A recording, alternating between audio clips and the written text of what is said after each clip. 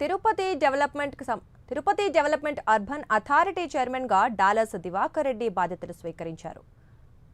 తుడా కార్యాలయంలో పదవి బాధ్యతలు చేపట్టారు.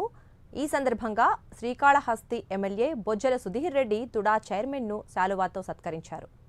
తుడా అభివృద్ధికి అన్ని విధాలుగా కృషి చేస్తానని డాలర్స్ దివాకర్ రెడ్డి అన్నారు.